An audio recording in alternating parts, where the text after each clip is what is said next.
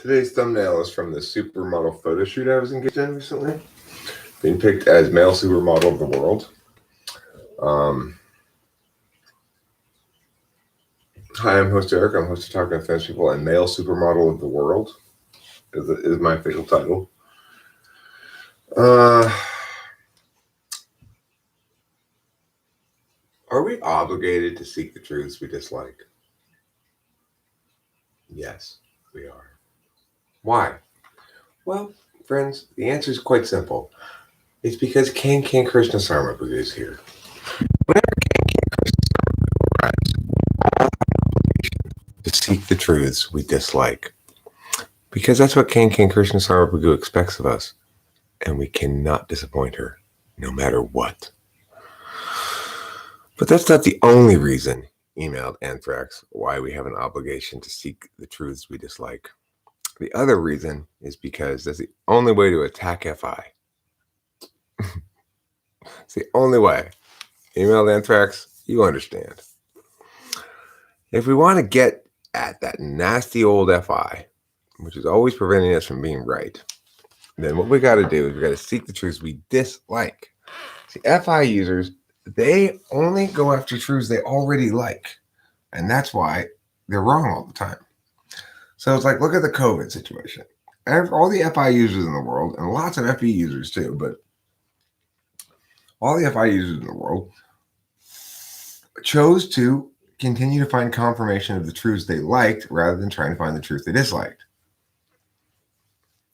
TI is not always right. Absolutely. That's true. But it is always correct to try to find the truths you dislike. And that's the best way you can attack the bias implicit in FI. TI might be wrong, but at least it'll be honest, whereas FI will be dishonest and wrong. FI is how a person lies to themselves. It's how a person gets attached to ideas and realities that that link to the particular so much that it blinds them to the universal. Well, sure, FI is your most authentic emotional response to something. And so it's absolutely the case with something like COVID, that for an FI user to emotionally respond is going to be supporting the quarantine because it saves lives. But of course, it doesn't matter how authentic their response to it is. They can't use their own authenticity as a gauge or something like that. They have to use TI. They're going to be right. And even then, they might not be right, but they're not going to be guaranteed to be wrong. Whenever you're dealing with public policy issues, FI has to be excluded entirely. FI has no business in the business of legislation, in the business of governance, or anything of the sort, because FI is about what you like. If you're governing and representing a bunch of other people, you should not be using any FI at all. It should be completely absent from your equation, because that's how you decide what you want, not what's best. What you want gets to be completely arbitrary. I want a pizza. I don't have to justify that at all. If I try to use TI to justify that, I'm using TI wrong. That is not the place where we use TI. However, if I'm talking about COVID and I'm using FI, I am wrong, because it's like my FI. I mean, I might be right if I personally like to be right more than anything else, and I guess that's a form of FI. But it's like, look at Trump. Trump was right with his FI about COVID. He didn't want COVID to be a problem, so he thought it wasn't. But that's not a good enough reason. California is sort of, a lot of places are around the United States. It's ridiculous.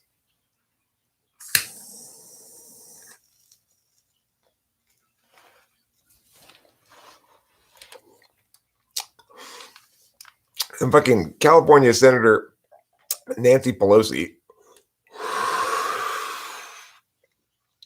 a highly skilled politician who puts TE above TI all the time, who's a TE dom probably, floated a bill It will cost $3 trillion. That's 90% of the annual tax revenue of the federal government. Where is this fucking money coming from?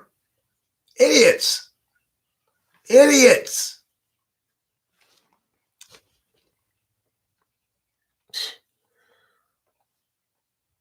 That's not a good reason to remove it, Ken Gingrich. This is exactly what I'm talking about. You don't remove the lockdown because COVID-19 cases are lowest per million anywhere in the world. You remove the lockdown because you acknowledge the fact that you were full of shit to begin with. Everybody who supported this COVID system was full of shit to begin with. You acknowledge that first. We acknowledge that the approach we took was wrong. And the people who advocated it shamed themselves accordingly for using their feelings when they should have used their thinking. That's the only solution to this. Anything else is unacceptable. People need to learn something from their fuckery.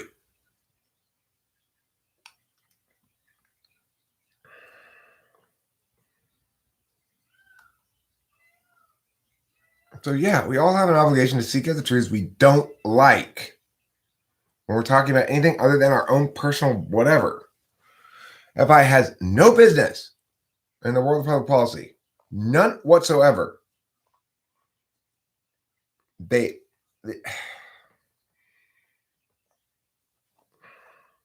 I'm so mad at my mother. She's 109 years old. She called me up today, wanted to borrow some money for some food. I said, hey, I work for a living. So I got her carrying my barbells up to the attic.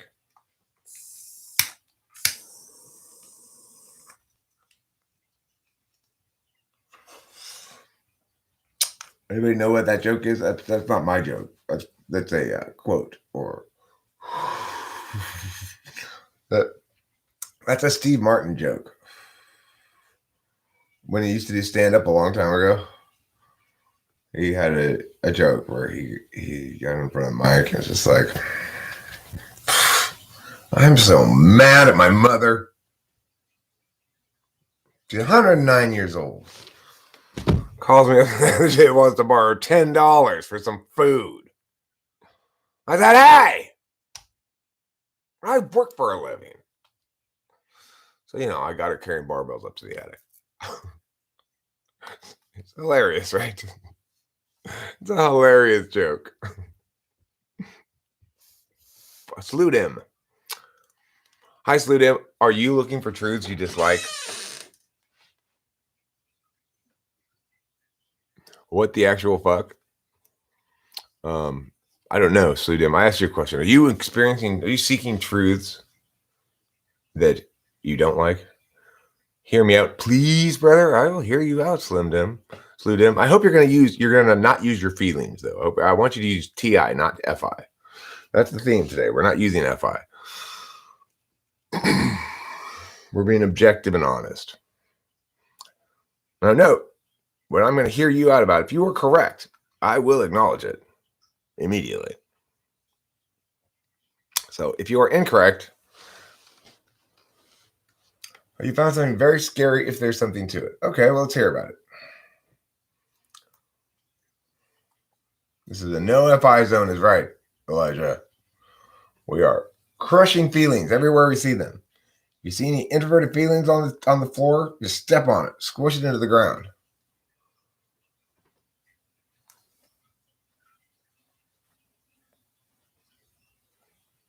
TI is not always objectively right. It's always objective. And therefore, it's much, much, much more likely to be right. But the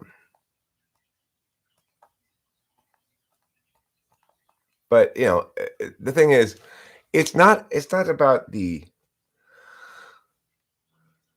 people use deliberation function, right? They deliberate on things. The question is, are they going to deliberate based on what they want, or based on as though they don't want anything, as though they are disinterested?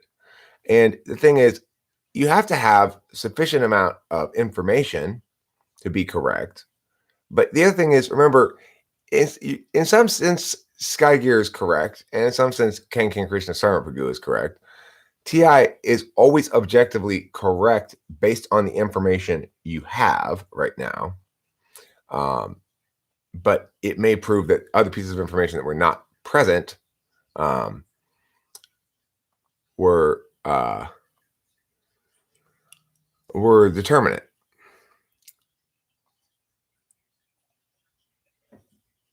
Well, tell us about it. Yeah, exactly. Deductive logic is sound. Well, technically, deductive logic is valid or invalid. Soundness and unsoundness, something is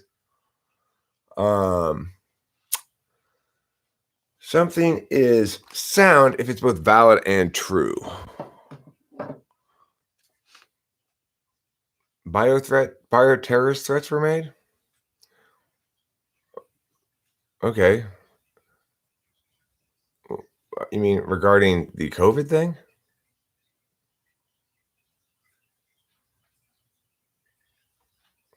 Oh, well, that's ridiculous, Slew Down. Because if this is a biological attack, they should have used an actually dangerous virus, right? They wouldn't have just used this one that's basically God's gift to pandemics. That's silly. Obviously, if COVID is a biological weapon, it's an incredibly shitty one. It kills hardly anybody. It's like a cold. So that's all I need to know is that, first of all, it doesn't matter if it is a biological weapon. It has nothing to do with how we respond to it. What matters is I knew right from the get-go that this was bullshit. And I told everybody, do not do this. This is a bad idea. But Sleedem, what I'm trying to get across to you is it doesn't matter. It doesn't matter if it is a biological weapon. Why? It doesn't matter if you're right. Do you understand what I'm saying?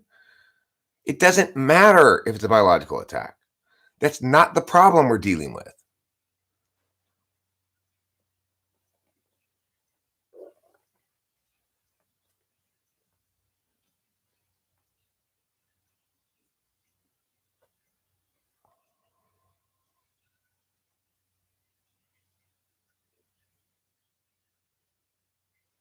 This is just the birthing pains before probation closes and 7 plagues come.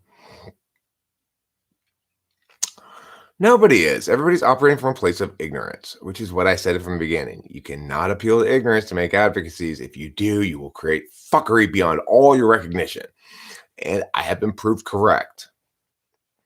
The fact is, we should have let this shit run its course. To the extent that it killed a bunch of old people, so fucking be it. That's life. People die. Viruses spread. People get sick. It needs to be dramatically special to justify a dramatically, outrageously out of proportion response.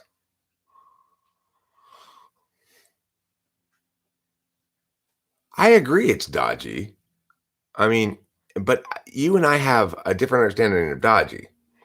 See, if you're too NI slewed in, that is to say, you know too clearly singular explanations for things and truths and stuff, you're prone to assuming intentionality where it makes much more sense that it's in fact stupidity.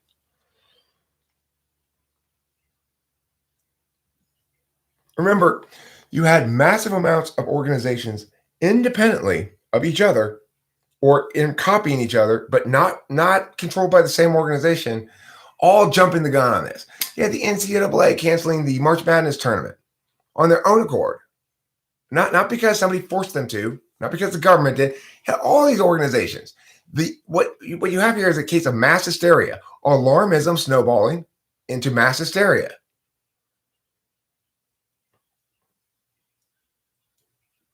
It doesn't matter if a single group is responsible for the virus or not. Let's say a single group is responsible for the virus. A single group is not responsible for our response to it. And that's the thing that's the problem. Okay? So the point is, though, is you might be right about it being a single group releasing it intentionally for a certain purpose. But it is not, absolutely not the case, and impossible.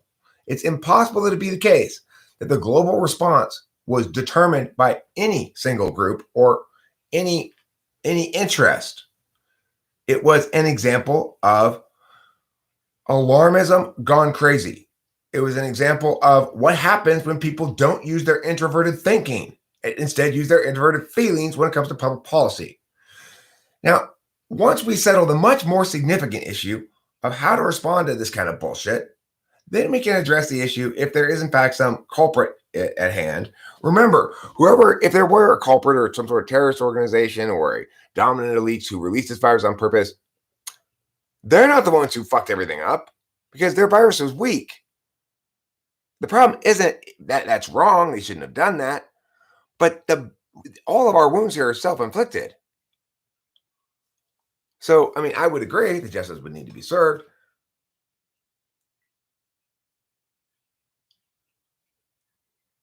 I go freely too, Sludem. I don't lock down either. I go freely.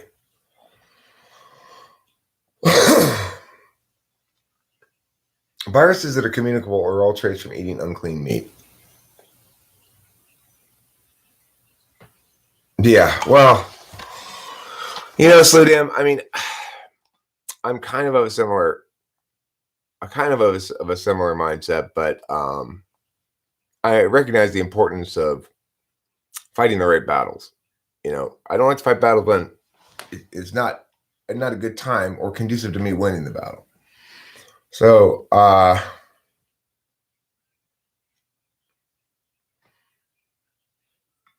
no, two wrongs don't make a right. What I'm saying is, if you are correct, there are two wrongs here. I agree. One of them is massive, systemic, and stems from our failure to think and talk properly. The other would be a crime. You're saying, investigate this, it might be a crime. Okay, maybe it is, but we've got a massive problem in front of us that's not a crime, it's simply an organic an organic snowballing of stupidity. Okay, but Slim Dim, again, you're not listening to me. You might be right, in which case you'd be talking about a crime. However, we have a real big problem here that we need to address as global. That's a snowballing of stupidity that has nothing to do with anyone's intentionality. And so while somebody maybe should investigate that and bust those people for that crime, I'm not saying it's okay that they commit that crime. I'm just saying you're focused on a teeny little problem rather than a massive problem that I'm focused on.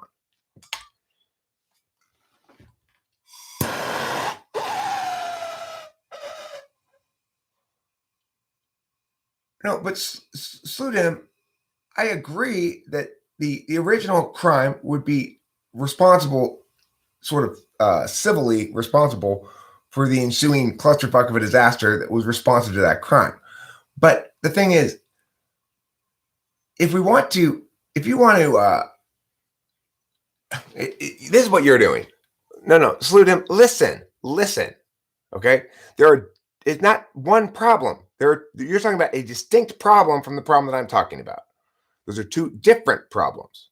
Okay, I'm not saying the problem you're talking about is not serious. I'm saying the problem I'm talking about is much more serious. So don't use your FI when you're talking to me, please. Hear what I say and respond to my actual words. I'm not disputing that would be a problem if it were a crime, but it is a different fucking problem.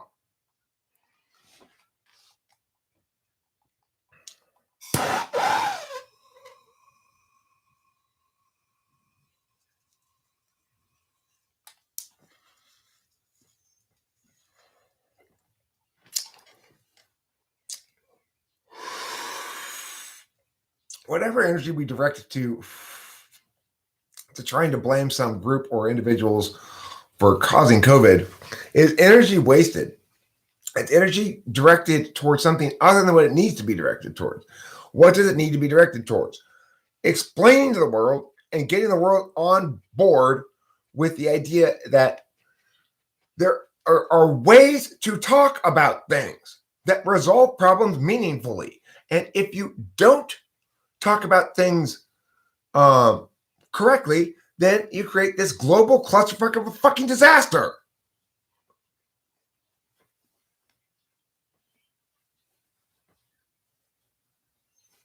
Go catch your trains. Yeah, slow down. Hey, relax. I agree. Good and evil. I know there are good and evil in the world. I'm just saying, to the extent that we focus on too small and evil when a great large evil is in front of us, we are doing both good and evil and ourselves a disservice. Do you see what I'm saying?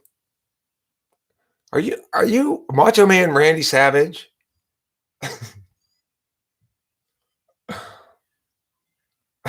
Is that why you keep calling us brothers? I am not asleep, Flu Deb. You have not heard what I said, obviously.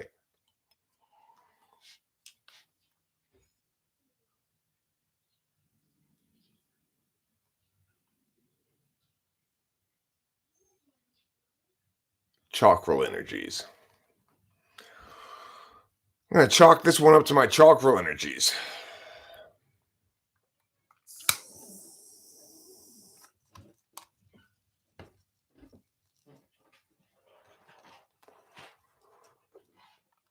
I don't hate anybody, Flu Deb. I know. Well, I mean, you got to understand. My campaign slogan is restoring a citizen democracy. I understand that the common citizen needs to. I understand the world needs me as the president of the United States. And that's the only way the world's going to learn anything.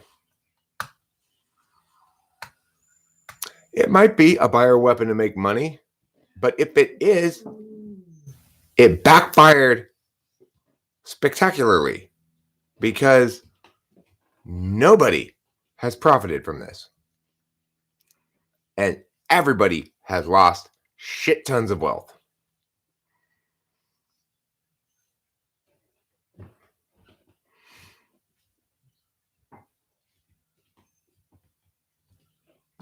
I want to read what Elijah says here. Every instance where I have brought up why this fear-mongering conversation is ridiculous, I get responses that claim is I don't care about patients and their well-being.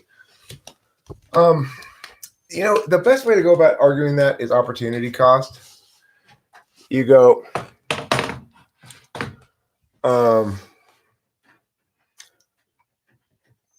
say something like, the $3 trillion that is currently being floated as a bill by Nancy Pelosi that represents 90% of the federal tax revenue for a given year would be sufficient to pay a universal basic income for every single American for a year.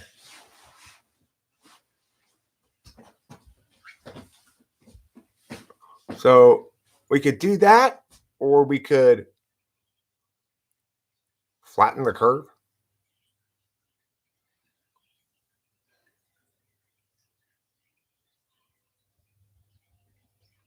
What's butter in your biscuit? I'm COVIDing. Listen, Sludim, I'm not disputing that if there's a specific group who's responsible for launching it for some reason, then they need to be investigated. Look, and the other thing is, Sludim, I get that you're used to being dismissed as some sort of conspiracy theorist or whatever, but I would tend to agree. It very much seems that things are coming to a head. Okay, that there's a lot of battle between different groups of wrong people for power and control of things, and there is no understanding that it's the integrity of the how that matters. Okay. Right, it is the integrity of, but it's not the integrity of your soul and character, although those matter for you personally. But in terms, when we're talking about public policy, it's the integrity of the discourse. It's how we talk about it that matters. And the thing is, okay, Sludim, I'm not, whatever, dude. I was trying to be like, I'm not like that. I'm not dismissing that out of hand as conspiracy-ish. Okay. Okay, well, but the thing is, Sludim, I think you might be woke to the wrong thing. Do you understand? It's like, even if you're correct, you're still woke to the wrong thing.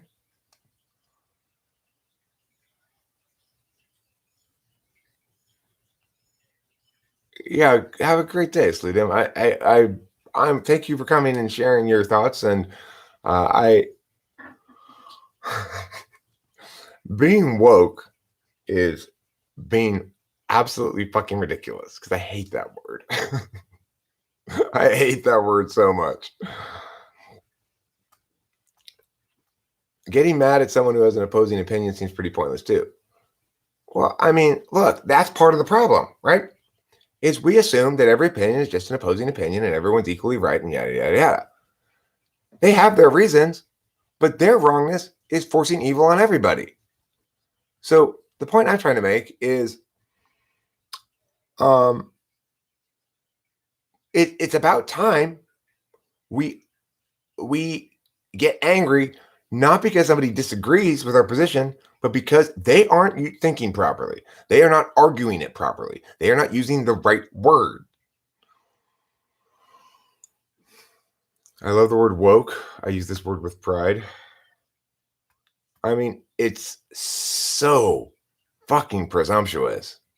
It imposes on people who don't agree with you the idea that they're asleep and that they have not yet, because they lack your piece of information, been awoken to your reality that's true. Instead, take my approach and say, you are not using words correctly. People use words correctly or they do not. That's not a failure for them being awake. That also excuses them from all responsibility. If you're asleep, it's not your fault that you're asleep. So fuck that noise.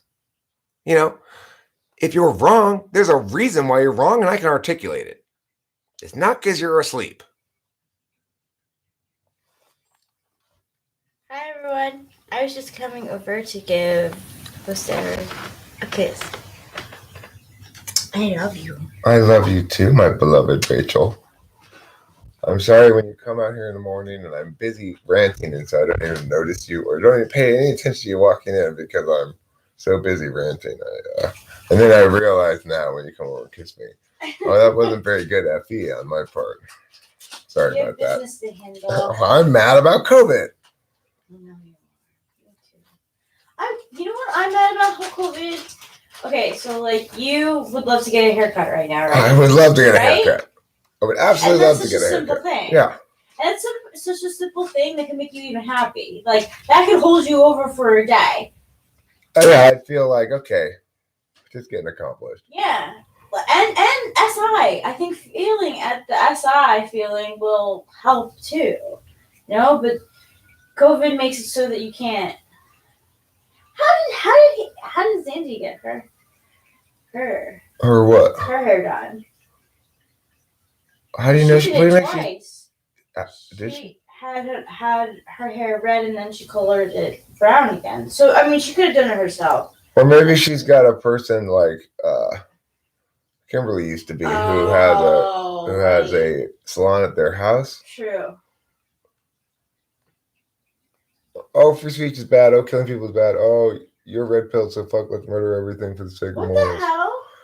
Yeah, I mean, what Sky Gear is saying is that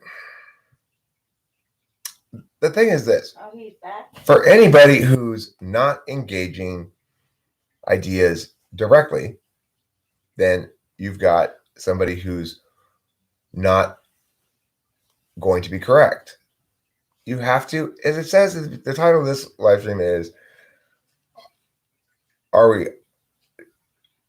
obligated to, or should we seek? We should seek the truths we don't like. We got to seek the truths we don't like so that we can come to terms with them, wrestle with them to the extent that we have to, and become more right. Now, it's not absolutely the case that's necessarily so for all your personal life shit, right? Like, if I'm really into like fishing the way I fish, and somebody comes over and tells me, you're not being objective about this. This is a better way to fish, and start showing me other ways to fish. Well, I don't have to seek that truth. I can be like, I don't care. I like to do this way, or I can seek that truth if I want to. It's entirely a feelings related thing. It's how I'm spending my self pleasuring time. So, you know, I should be able to do it however I want to do it. Right. Like pouring a cup of coffee. Right. But the thing is, when you're talking about public policy or things that, which is basically what should we force other people to do, then that's not going to fly. No, because it's public policy. And the thing is, there ought to be some sense of non-arbitrariness. So it's like in California, there are lots of places you can go to shop at because they're considered necessary businesses. And these places are very crowded, but everybody's maintaining social distancing protocols with masks and stuff. Now, if that were insufficient, the social distancing protocols and masks to stop the spread, then it would have spread all over the place by now because people are still cramming full of, the supermarkets are crowded, these pet stores are crowded, places that are open are crowded because nothing else is open. So if in fact, it's not like there's really dramatically less of that going on than there would be if everything was open. But the point is, even if there is dramatically less of that going on, if it works well enough for the necessary businesses to prevent the spread, then there's no reason to prevent other businesses from opening. And it's completely arbitrary. It's like we're going to use protocol 1, quarantine. But we can't actually do that because people need to eat, people need to so we're going to split the difference.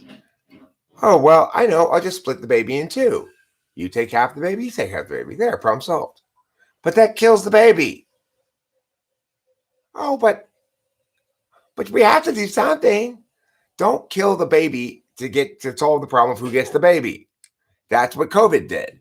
That's what the response to COVID is. It's killing the baby to decide that's the fairest way that both parties get the baby.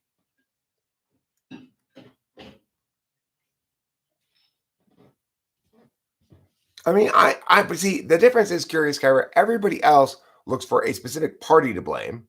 It's those damn Republicans. It's those damn yas. It's those damn yas. I am doing it correctly. I'm saying, no, it is not those damn yas.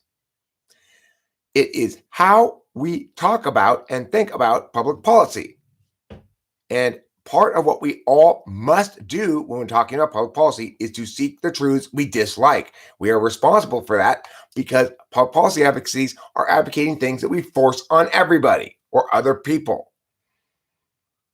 If you advocate an increase in taxes for yourself only, that's fine. You can't make whatever arguments you want. It's only impacting you. If you're advocating for an increase in taxes on everybody else, then remember, you're saying, I get to force everybody because I'm so right. Sometimes that's true. Sometimes you're so right, you get to force everybody. You better be fucking right.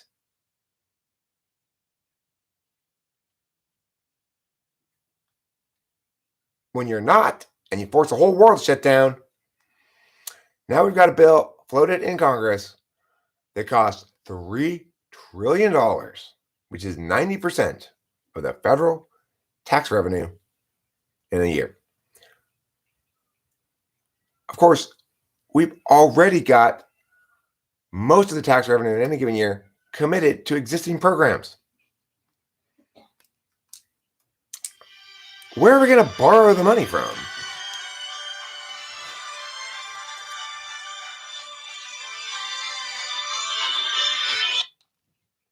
Hello? Hi.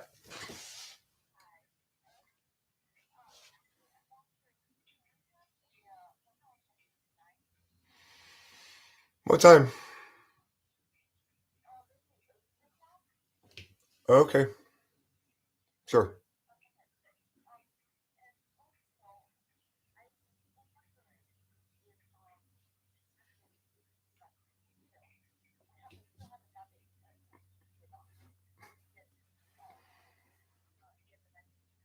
Yeah, okay. I,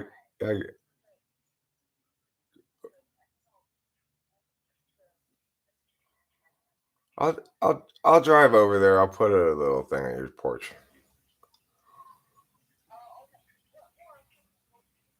Yeah.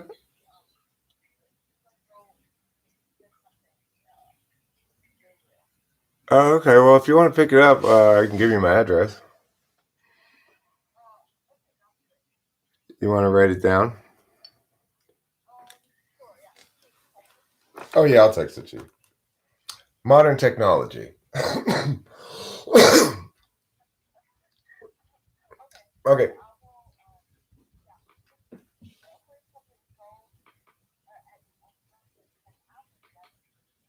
Okay, sure. I'll shoot you my address in a text.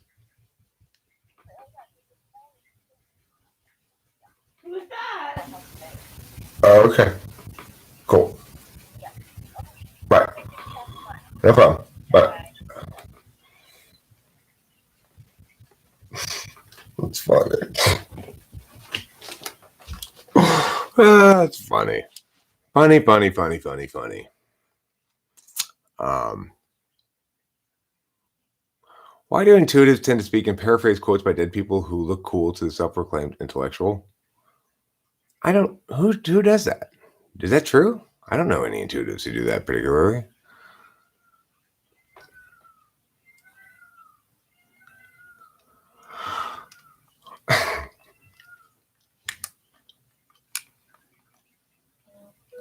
Right, infertile piggy. This is the other thing, everybody. Because they've made not having COVID a problem. In other words, because a lack of immunity to COVID means you have to stay home, everybody's going to want to get COVID. You know?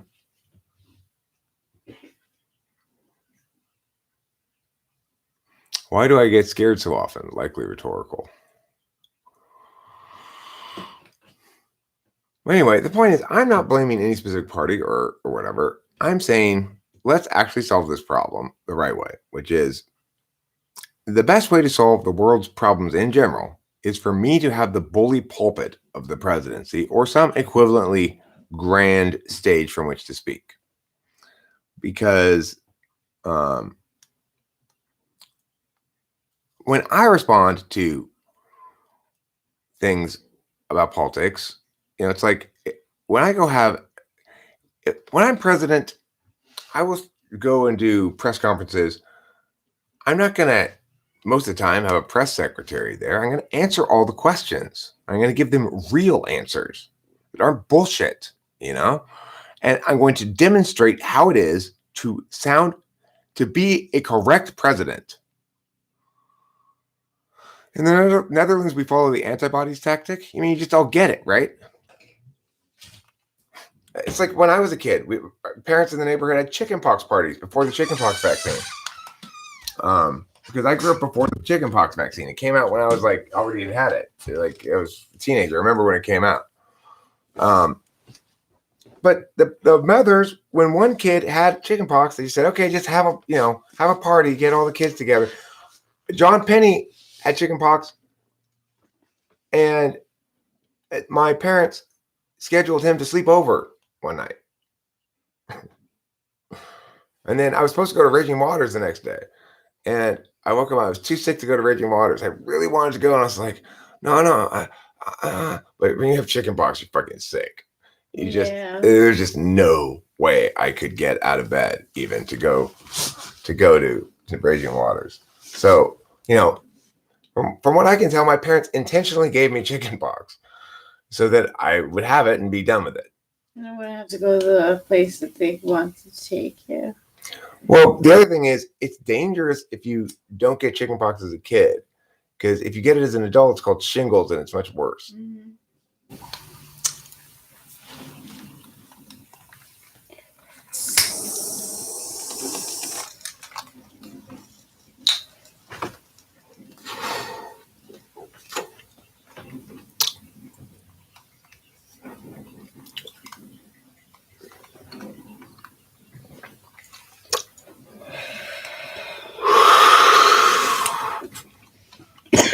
Yeah, King Chris and Summer Pagoo is right. Placebos will work well. Placebos will work really well with something like COVID. Yeah. You don't need anything more than that.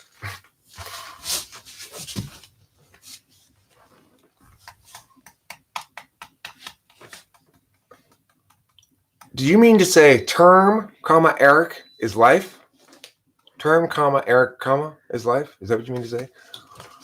Or are you trying to sell me term life insurance?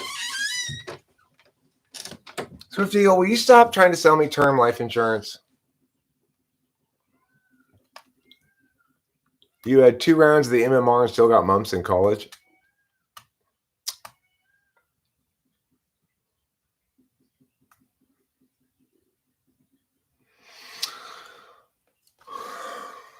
Well, that's because you were hoeing it up with the mumps frat, Salty Peanut. Gappa Gappa mumps. Chi Gappa mumps. You shouldn't have spent all your time at the Chi Gappa mumps fraternity house, Salty Peanut.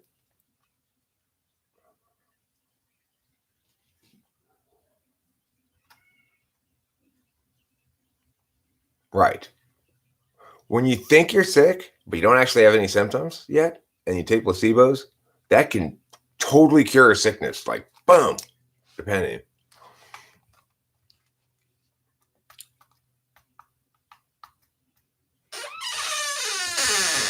Oh, I stand corrected, Marge. I did not know that. I apparently am wrong about that chickenpox point. Marge says shingles you have a chance of getting if you had chickenpox as a kid. If you get chickenpox as an adult, it can be deadly. But you can't get shingles without having gotten chickenpox first. I fight a lot with my brother. He tends to trust his own personal conclusions very deeply over new outside information, while I am more open to new information. Not a great dynamic for me. And that can be very frustrating. You're talking about somebody who's possibly unipolar. You know, my dad is part of that comes. Maybe your brother is an ESTJ. Part of that comes from the third slot, extroverted intuition, which you only like it really one direction.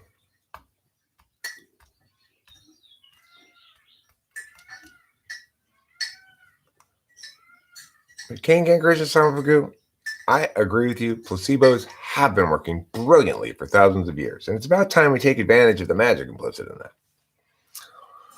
And we can call it all kinds of things. We can call it Chinese medicine. We can call it Ayurveda science. We can call it holistic living. We can call it whatever we want, but it's all still the same thing, placebo.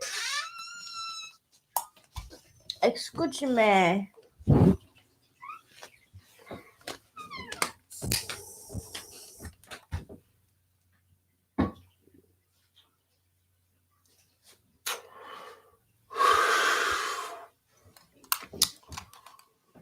Yes.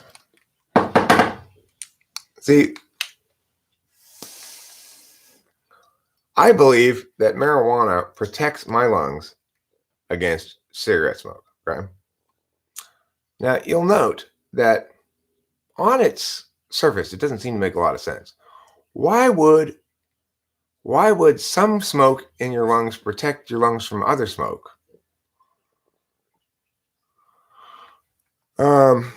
I'm going to answer your question in a second, Elijah.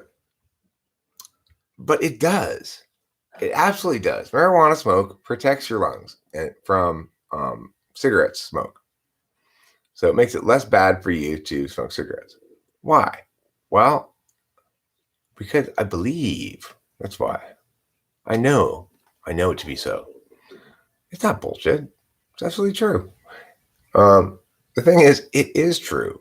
I'm pretty sure the actual data bears it out that like marijuana smokers who also smoke cigarettes have fewer lung problems than just cigarette smokers. The marijuana smoke's not necessarily bad for your lungs.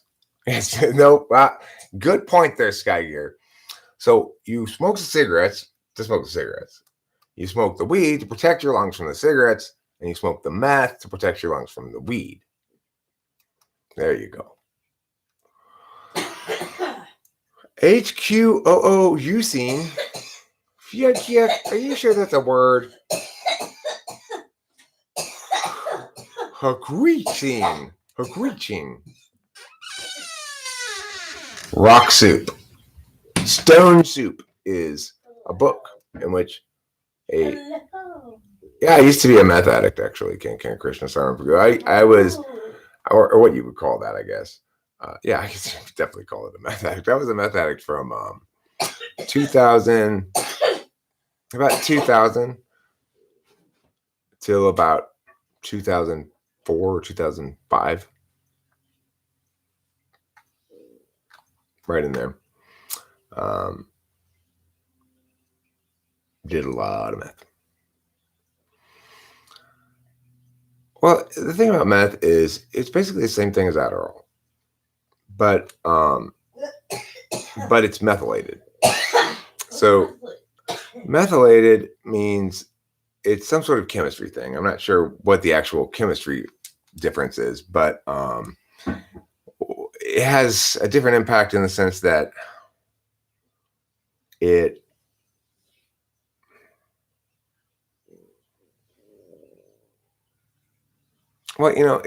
it's kind of hard to say, because the big difference between meth and Adderall is when you get meth, you're smoking it. I will get to your question. Sorry about that, Elijah.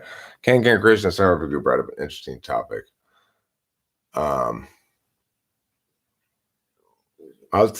Piano tips after the drugs, okay? So what it's like being on meth is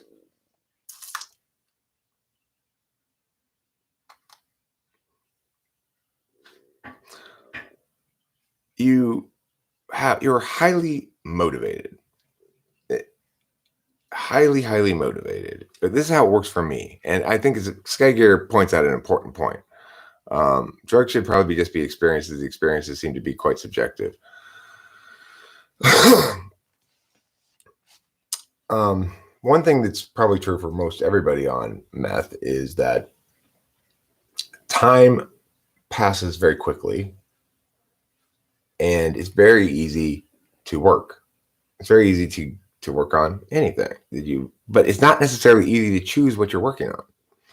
So you might just be playing like a video game. You might find yourself playing a video game for 16 hours straight, and playing it better than you've ever played it before in your life, But of course, the thing about amphetamines is they work on managing the amount of dopamine in your brain. You have to it helps. Elijah. You have to sleep to get dopamine reserves built back up, and then the drugs will take advantage of those dopamine reserves. But it is possible basically to flood your brain with whatever amount of dopamine you have continually for when you're on meth for long stretch of time, including years. And that for the entirety of that time, I was highly productive in terms of creating and generating stuff. Was I efficiently productive? No. Was I? Well, not necessarily. Depends. It really depends. No, I never had any kind of withdrawal symptoms from meth or Adderall, except for the naturally occurring need to catch up on sleep. And when I quit meth, which was, it really isn't. There's no curious kyra. There's no, it's not delusional. Bipolar mania includes delusion. It's not delusional. That's the thing. There's nothing delusional about it at all. Curious kyra says being on meth sounds like bipolar mania. But it's what it is. Oh my god. That's a really stupid correlation. Yeah. It's kind of like getting all of that.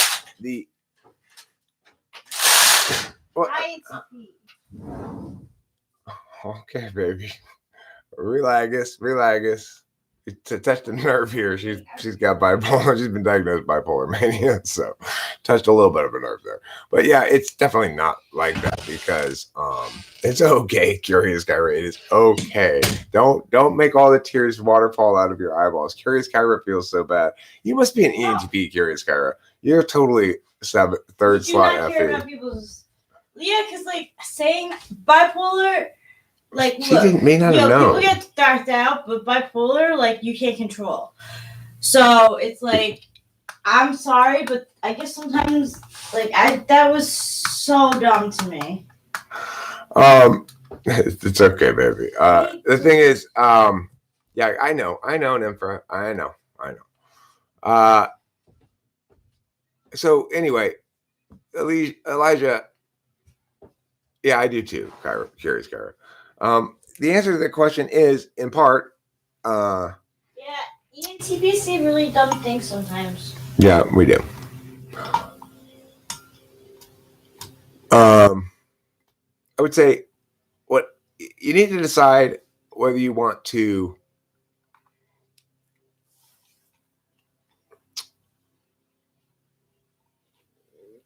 you need to determine what you want to do with your left hand. That's what I've found out about piano, is that it's different than guitar because I don't have nearly as many. I can't do anything with my right hand if I'm doing multiple kinds of strumming patterns, quote unquote, with my left hand or mianity miaz.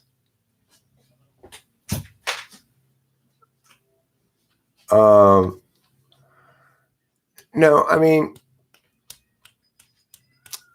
if you can get that, that's the thing. So piano requires you to get a bunch of left-hand shit that you can autopilot so you can do stuff with the right-hand shit. And the only way to do that is to learn each autopilot sync separately until it all comes together. I'm not sure. I've not gotten there. So, well, the thing about guitar is that the difference is that your right hand is expressing what your left hand is doing on the guitar. When on the piano, your right hand is doing something on top of what your left hand is doing. So it's different. Piano is more complicated. And that's the key thing, is you got to develop a bunch of different rhythms with your left hand that you can do autopilot, so you can do different things with your right hand. Then you can compose really well. But my problem is I can only do really one or two things with my left hand autopilot. So I don't have much freedom with my right hand.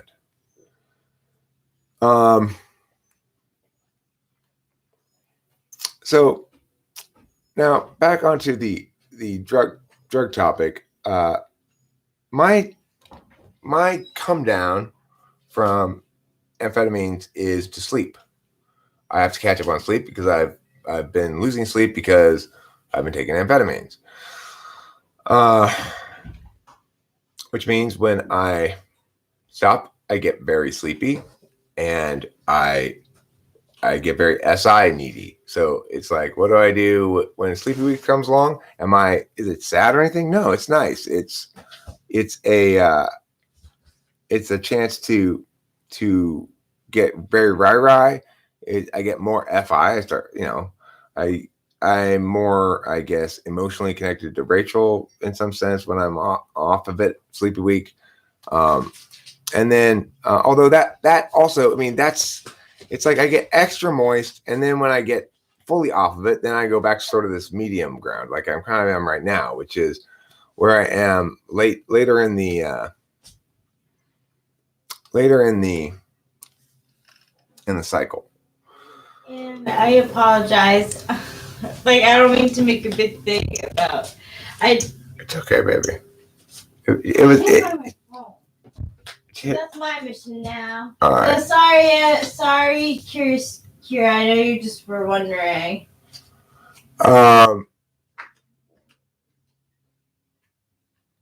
Yeah, we all have little triggers sometimes that make us be a little bit. Okay, yeah. Well, classical guitar is. I mean, I'm not necessarily sure I'm going to agree with that, frankly, but I mean, it's true that there are ways in which you can sound notes with your left hand without playing anything with your right hand, while concurrently sounding notes with your right hand that your left hand is or is not doing something with. But that's an embellishment, kind of, not fundamentally part of how to structure playing guitar, because it's still the case that every note that you do sound with your right hand is sounding a left hand determined thing, whether it's open or not. I mean, that's what I'm trying to get at, Curious Kyra, is there not. The independence of the left hand doing something only occurs on notes that are sounded without the right hand playing anything, which does happen and can be done. And you can do as much of that as you want, but it's not going to change the fact that every time you use your right hand, it's going to be an expression of something that the left hand determines, whether it's not at all or someplace on the fretboard, right? And that's very different than piano.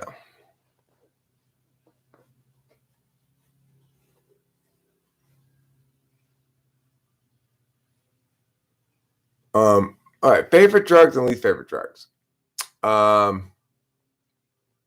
favorite drug is meth and or mushrooms and or really good ecstasy. Like, that was like probably the most pleasurable drug I've ever done was the one time I got really good ecstasy, or what is called Molly now. That was quite a long time ago. That's during my first marriage. The drug that I was like, holy shit, where you been all my life, was meth. And it was just like, finally I can do all this shit that I think, or I have so many different ideas or whatever. I want to do them. And finally I can because of that. Well, turns out you don't need that. You just need some Adderall, and it's a little different.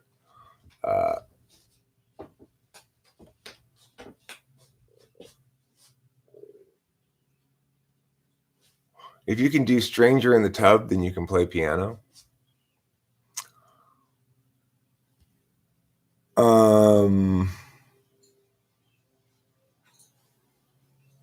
Dopamine is the real drug, and that's the drug you're getting from amphetamines.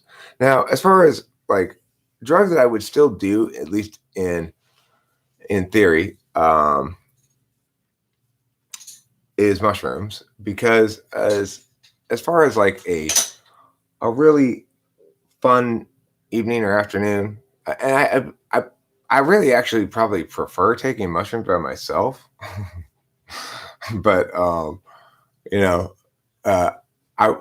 wouldn't want Rachel to take them, because it's psychedelics like that are I don't know. Maybe she would like them. I'm trying to say. Like I think honestly we're getting to a point where like we're deeper in the relationship and there's like a lot of trust. Yeah.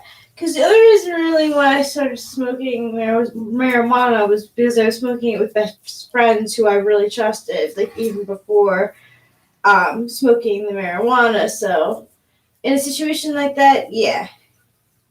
Cool. And I like the fact that Rachel says we get to a place of increasing trust, because the reality is, no matter how much I want to push the narrative that we are what we will be already, she's right. And I'm learning that trust takes a really long time to build.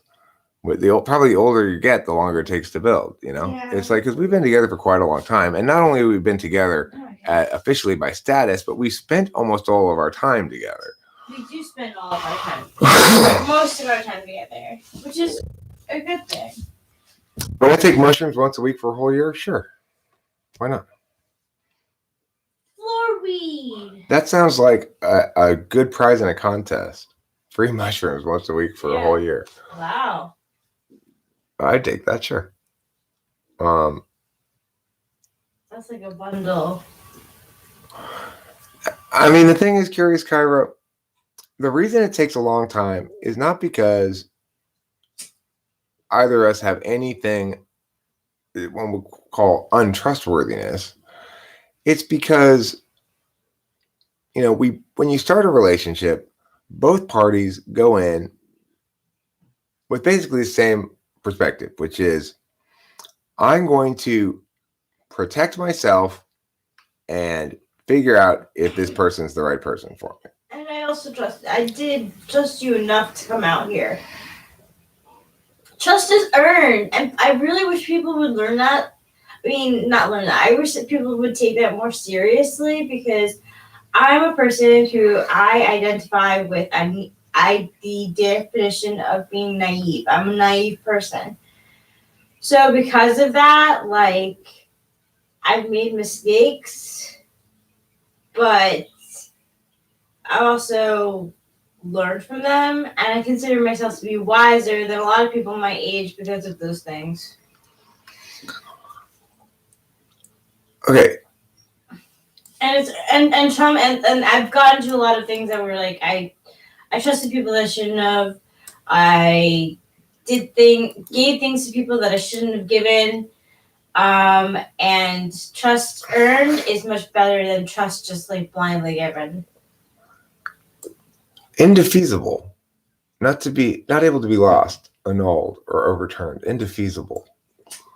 Great word. I like that. Never heard that word before.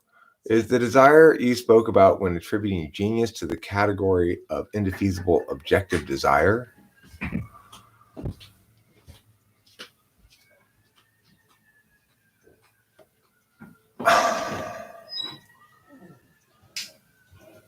I mean, I don't know the answer to that question. First of all, I'm not sure exactly what you're referring to specifically when you say the desire I spoke about when attributing genius to objective desire. Can you rephrase the question? I'm very curious about the question. I just don't quite understand it. No. That was a great time. This is a very interesting question. I want to know what you're talking about.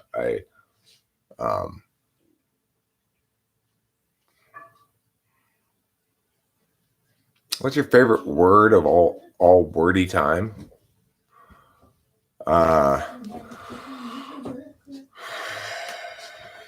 Let's see. Oh, sure. Thanks.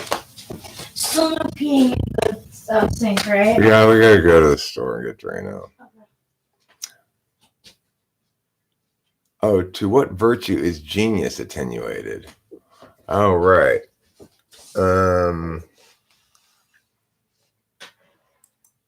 Attenuated. I want to Google that as well.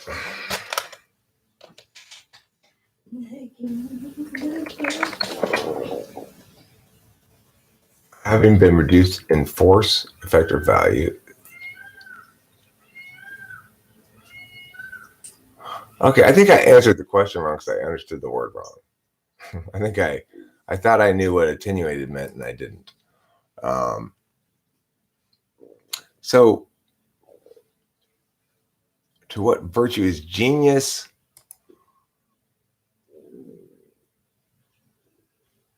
been reduced from? Is that what you mean? In other words, what's the source of genius? Can you rephrase that question too? I asked the question, to what virtue is genius attenuated? It's okay, well, where's in other words, where's the link between a virtue and genius? Okay, so yeah, I would say that to the extent that it links to a specific virtue, it would have to be either altruism or a purely utilitarian kind of virtue calculus. In other words, someone might be useful because of their genius to others, regardless of how selfishly they themselves use that genius, in which case you would say the net impacts would be positive, and therefore somehow that would be that genius itself, it exemplifies the virtue because it produces net positive outcomes. But the thing about genius, quote unquote, is what I was saying the other day. First of all, we have to distinguish between genius in terms of NI stuff. That'll be like songwriter genius, or genius in terms of TE stuff.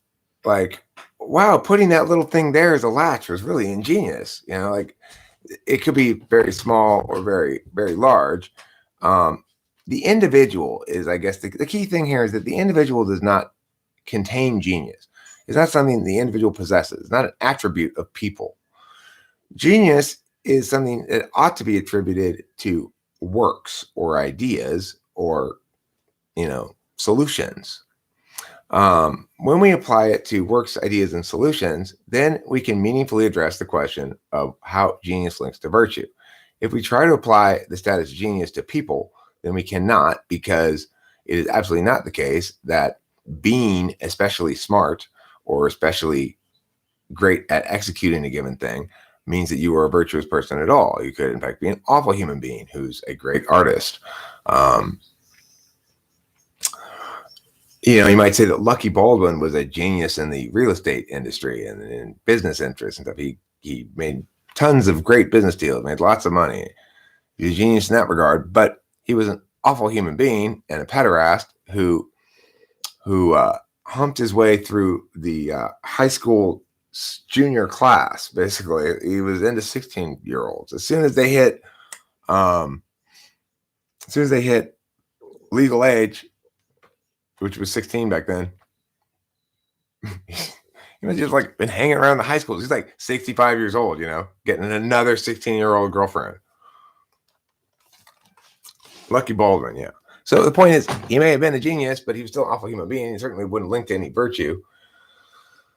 On the other hand, if you're talking about works, then it doesn't matter who made it. It's like Call Me Maybe is a work of great genius. It doesn't matter if Carly Rae Jepsen can never come up with anything good again in her entire life. That she just got totally lucky and nailed it. But that work is nevertheless a work of genius. It'll last forever. People will still be hearing that at weddings, wedding dances and stuff for decades. It's like we still listen to. I put on some classical music the other day, and I go to the standby, catchy, and they stick in your head. And then Curious Kyra has does me the favor the other day of linking to this ridiculous new classical composition that's like just like it's like constructed randomness. And it's like missing the point of music entirely. That composer who composed that thing is a genius at composition, in the sense that he's a genius at making notes on sheet music and constructing the processes of constructing. But the thing he's constructing is just garbage, complete garbage.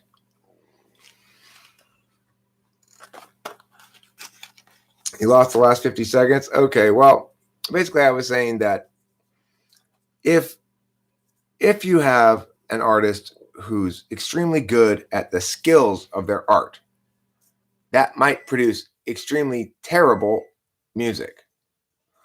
I don't know, you linked it. It was that you said, like, here's an example of that kind of thing gone maximally so, with composer just doing.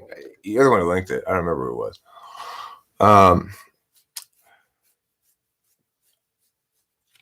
So the point is, if you create genius and you do so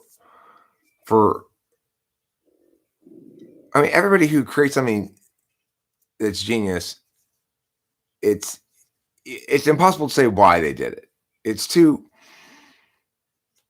that's the kind of question doesn't reduce into whys very well. Let's take an example like I'm Dreaming of a White Christmas. Whoever wrote that song, brilliant song, will forever be played at Christmas time. A lot of people continue to try to write Christmas songs. Most of them never enter into the Christmas catalog because they just don't have that kind of complete pop. Now, what I will play now is the in progress, and it'll sound a lot better when it's done, but the in progress song that I'm working on currently, which is a cover of my friend Corey's song. Now, this is what I would call absolute genius composition. I played it yesterday, and so some of you, probably most of you have heard it before, but I'm going to continue to hammer this point. I would say this is a better composition than anything I've ever written. And I've been struggling for years, I've written so much more music than Corey, but those pieces of music that he's written are like, this attains a level of workingness that nothing I've done has ever quite attained. Close on a couple of things, but not like this. Siddhartha sedate, Siddhartha sigh. What's it possible? Siddhartha try, Siddhartha sit down, Siddhartha street. In that moment he released the mysteries he did not relate. Siddhartha's mind. Now what would come to Siddhartha when he tried? Now watch what he makes. Siddhartha seems to accompany his greatest waking dreams. Siddhartha was royal of his life. Siddhartha the royal had it right. Siddhartha recoiled at the sight. Siddhartha sedate. Siddhartha, where are you now? The fantasy is to have Siddhartha right in front of me. What would I say? Siddhartha, it's impossible to. Why Siddhartha try? Siddhartha, sit down. Siddhartha, please. Would you just complete your sentence? Would you retrieve your functional gait? Your fighting pride. Irresponsible now that your hands are tied. Siddhartha recoil at the sight. Siddhartha was royal. Had it right. Siddhartha was toil. Have his life. Siddhartha sedate.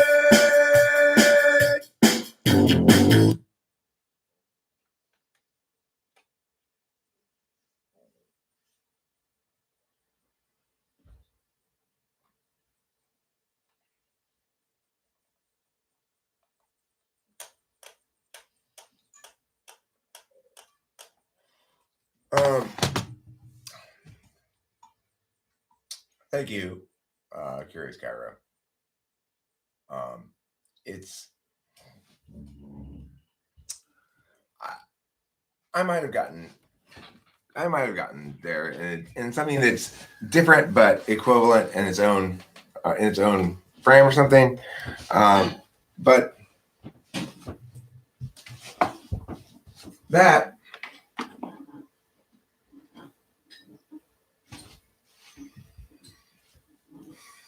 that song has vision.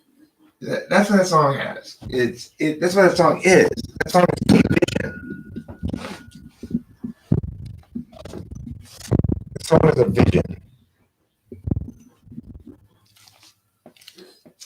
Or like take Angels in the Wings, another one of Corey's songs. It's just stunning. You don't need to play the music part for that song that I just played right there to get it, right? Siddhartha sedate, Siddhartha sigh, and da da da da da da da da da da da. But da da da da but da da da da da da da da da. It speaks its speech, being what it is. Siddhartha recoil from the sight. It's like call response. From the sight, I'm going to add racial vocals in there and stuff. From the sight, Siddhartha the royal had it right. Siddhartha would toil half his life. Siddhartha said dead. Siddhartha, where are you now? The fantasy is to have Siddhartha right in front of me. It's stunning. It's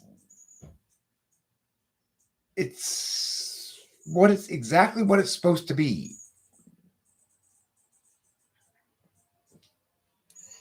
Or Angels in the Wings. Nothing was gay. Ding, ding, ding. Went down way back in December. I thought it would remember. I thought it hard to say. I gotta find my guitar though. Hey, my friends tried to warn me. They say you're just horny, and that is what fall away.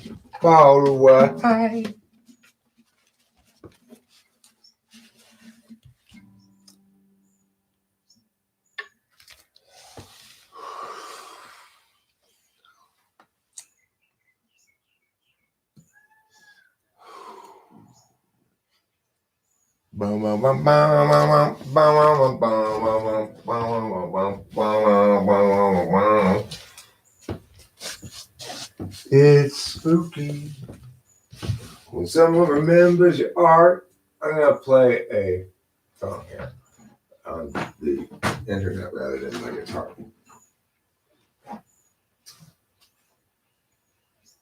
And lucky. All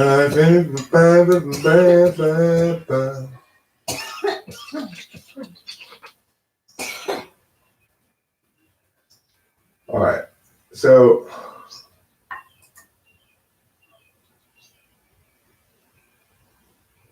I will play this first.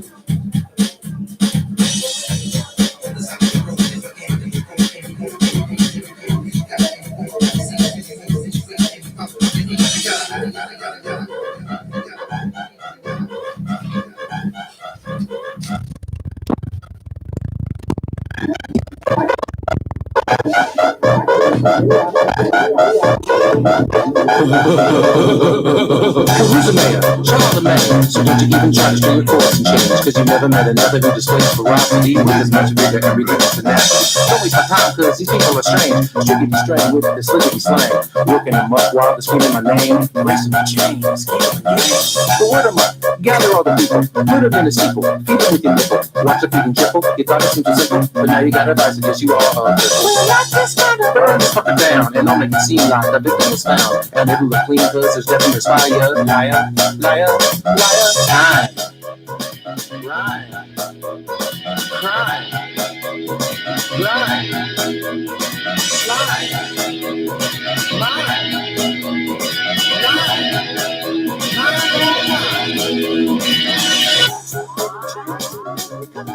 She got me losing all my pride. Don't you even try to make me come, cause you got me losing all my pride.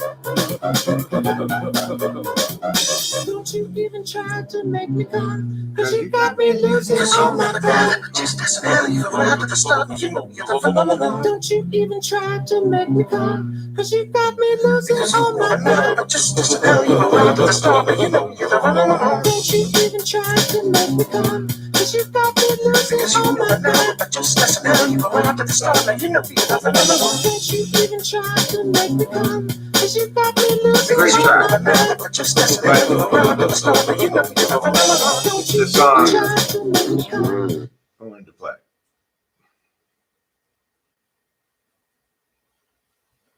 nothing. They say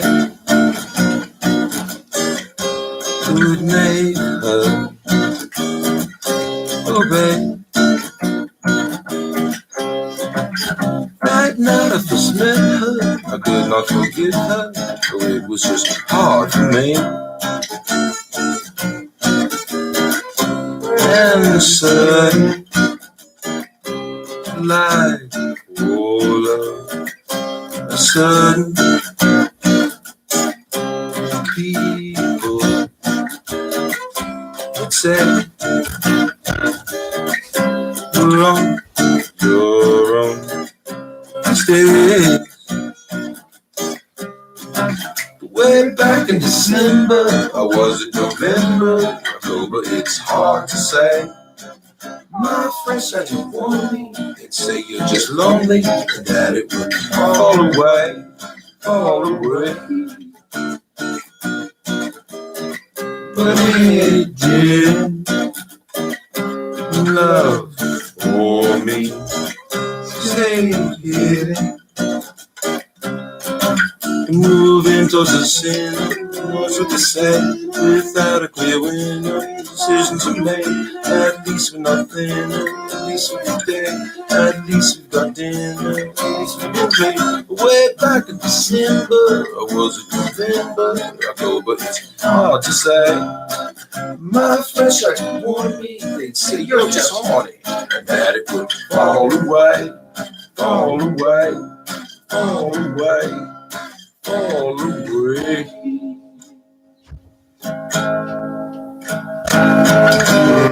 Feel the song just meowing you? Feel it just Now meowing you? stay your game. There are angels in the wings. And though this doesn't change a thing, they are thinking about you. Say your game. There are angels in the wings. And though this doesn't change a thing, they are thinking about you. Say your game. There are angels in the I wings. can't get up. And though this doesn't change a thing, they are thinking about you. Say your game. There are angels in the wings. And though this doesn't change a thing, they are thinking about you. And now they're talking about you. And now they're laughing about you. And they are angels in the wings. Now, come on though, right? Come on though, right? Is all I can say about that. How great is that? So great. Listen, here's the thing about talking fancy talk in general. It's perfectly reasonable to expect whatever fancy talk you bring in here to be met with understanding and acceptance. In this particular instance, maybe John Michael Cornett's fancy talk, well, he used a couple of words I had to look up, which is great. I love having to look up words. The first one that he had me look up was, I can't even remember it now. D something.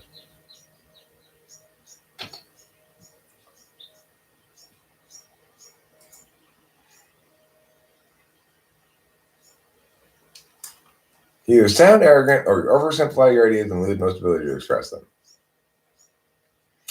Well, no. You lose the ability to express most of them. That's the thing. NI is very powerful in expressing your ideas, but it only expresses a water balloon full of it.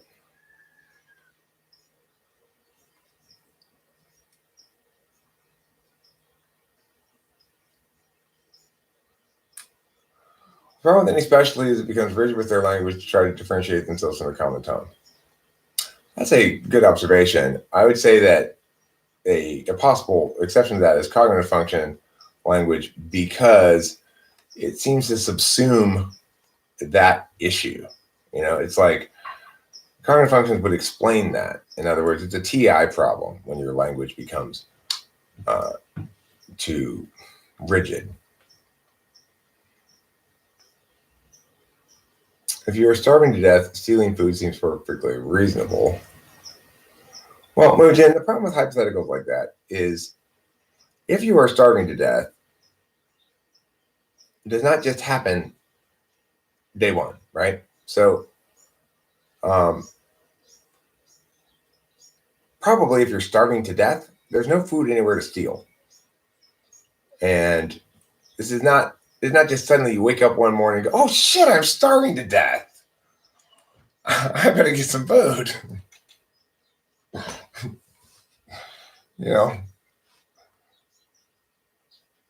Second is Tool. Yeah, Tool is second. I call it second. Look, the thing about the slot numbers is I call first the dominant or the first slot. Second slot is Tool. Third slot is tertiary, but I might also call it your scorecard function or something. That one that you get paid off in. Fourth slot is normally called inferior in MBTI, or seeking in socionics. I might call it seeking. I might call it inferior. I might call it relief. Those are all different words for the fourth slot function. Why would a mother sacrifice herself for her child?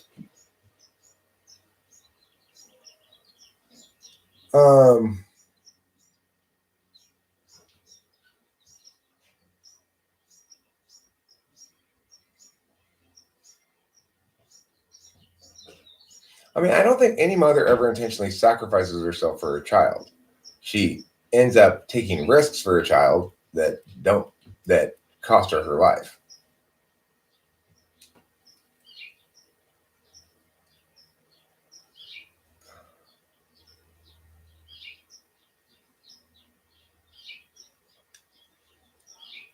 In the case of any dominant, Eric is actually coming up with meaningful ideas and lawyers on the spot, and Tool and me coming up with random bullshit that makes no sense.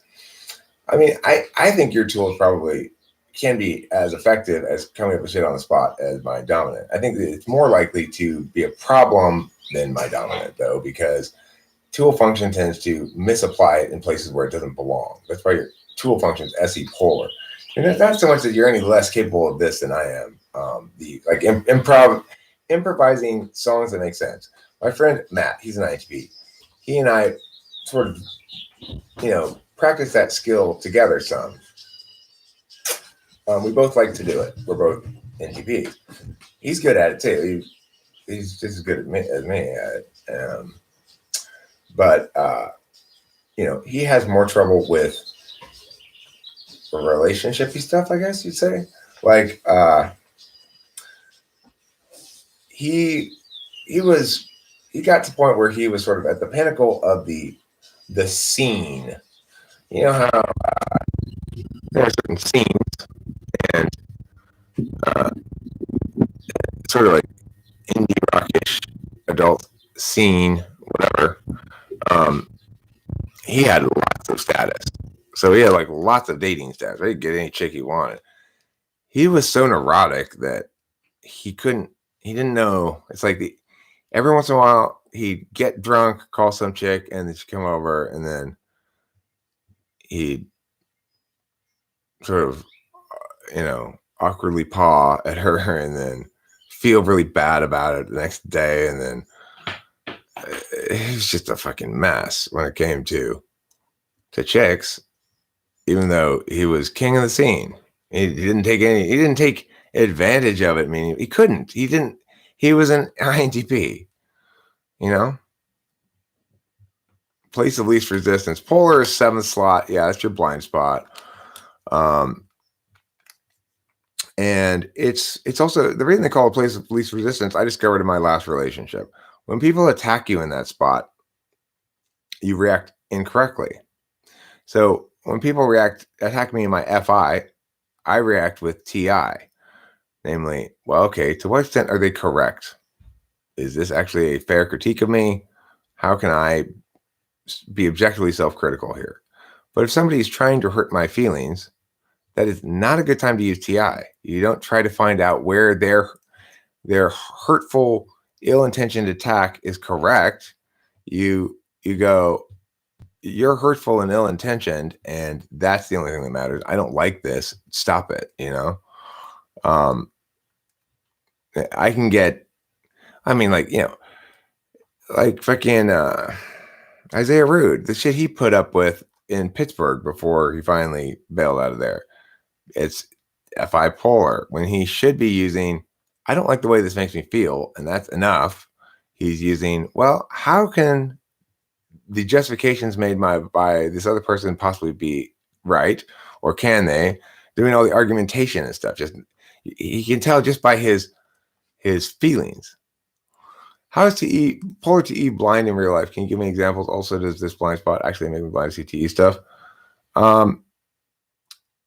Well, it used to be when my mom was here that there was a padlock through the hole in the gate thing. So it was like there's a gate latch, there's a padlock there, and it's the sort of thing that until she experienced it a couple of times, there was just no way Rachel was going to figure out how to get into the gate. Even all required to do was take a padlock out of a hole and open the thing, and it's just like, what am I supposed to do here?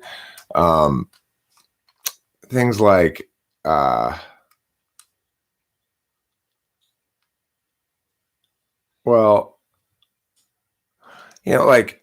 she's eating this plate of steak, and it was all on her lap last night, and she was all like, there's a little table right here. Just move the little table over and put your shit on it, and then you'll have a lot easier time. But the, INFJs will do something like that. Spend a whole time eating, cutting like on their lap like this, and there's a table right there they could put it on, because they don't think about the question of how should I do anything. It has to be forced upon them. If this seems like it's possible to do it this way, the way I'm doing it is going to get it done. It doesn't matter how stupidly or inefficiently it is. It's just going to happen until there's some need for a change. You've been told by many denizens of the MBTI community that you're ENTJ. Well, John Michael Cornett, you might be, or they might all be wrong. And the only way to know for sure is to be typed by me.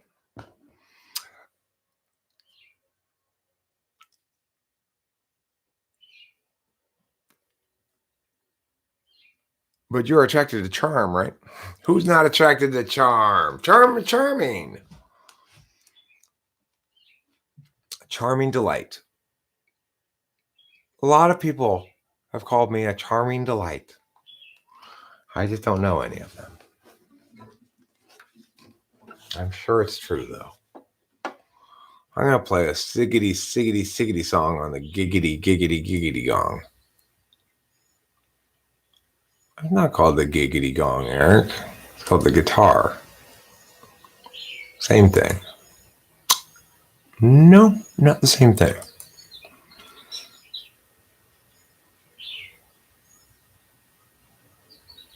All right. I'm just going to play one or two songs. I'm going to call it a meow.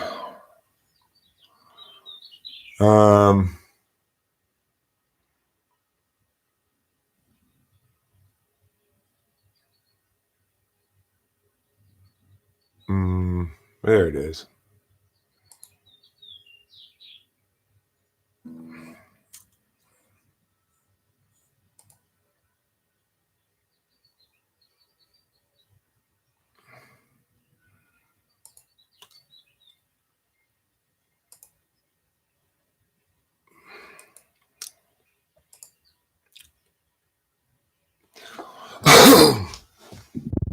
Here we go, ladies and gentlemen. I want to thank you all for arriving here tonight. You all drove from hours and hours away to hear me play just this one song. And so I'm going to try to play it well.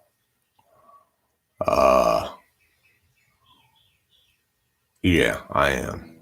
I'm going to play it with my fingers. I'm going to use my voice and my fingers mostly. If you're not okay with that, just go ahead and step out of the room briefly, and I'll be done soon enough. Then you can come in here and hold your women's auxiliary meeting that you want to hold.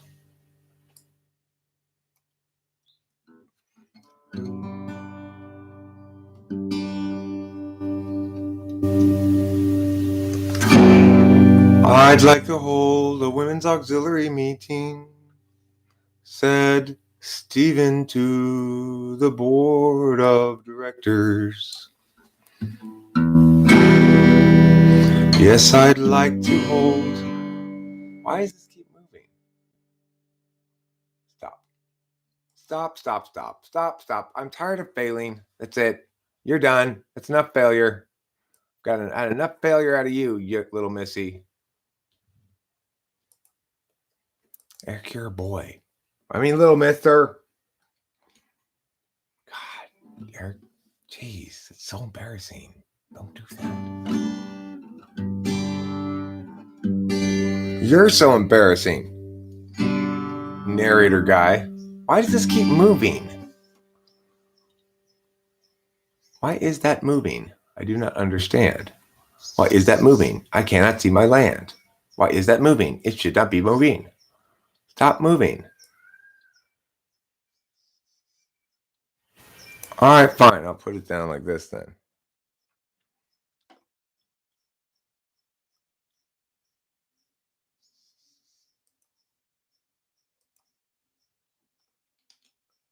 Mic check.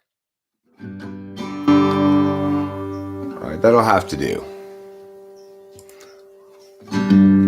Sammy has a story that need be told. This is a song for an open road, and such a thing must always do its job.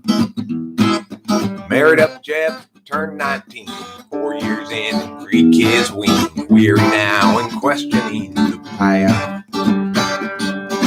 Agency out, faces discretion, locking in our courses. Way too young. The urgency conferred is really just depression, making sure those underneath them always run. Everybody panic about the kids. Ooh, ah, lock 'em up with extra dexedrine. Ooh, ah, mathematics to produce success, or impose more unjust duress. Agency outpaces discretion, locking in our courses. Way too young. The urgency conferred is really just depression, making sure those underneath them always run. This guitar is 2 out of 10. You're 2 out of 10 to play, guitar. I'm sorry.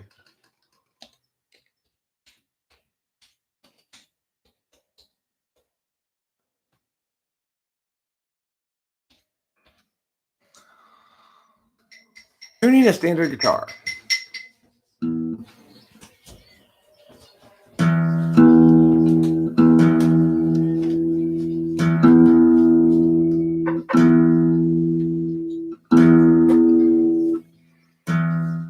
I heard you playing. You sounded good.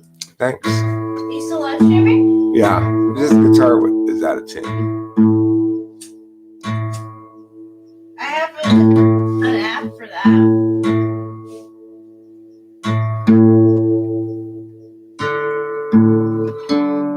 Oh, you can hear? That's great.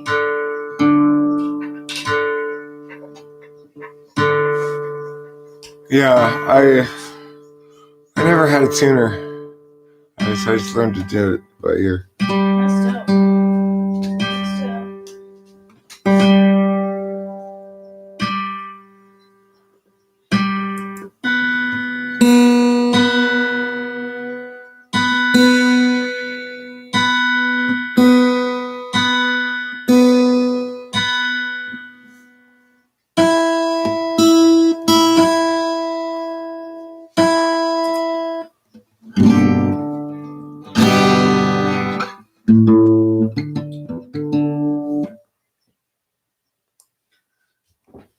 So here's the story from A to Z.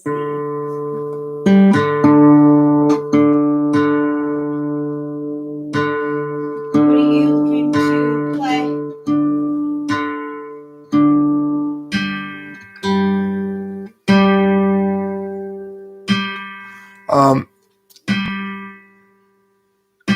I just wanted to show you again, Tim.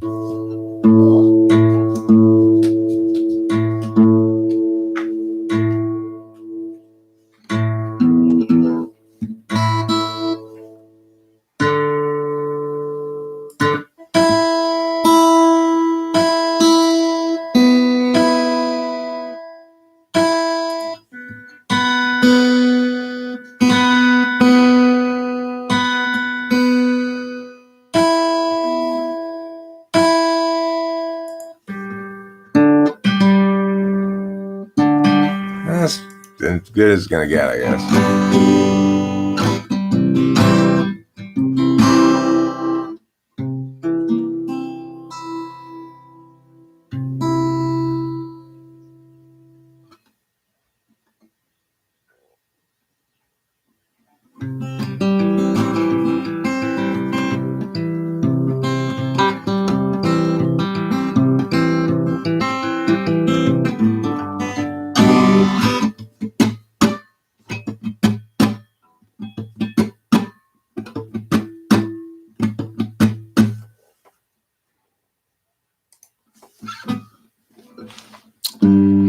Doug at 20 thought bourbon fun, likewise Doug at 21, and so forth well up into middle age. Well, once it seemed to set him free, became his old identity. Now Doug's about another drunken rage.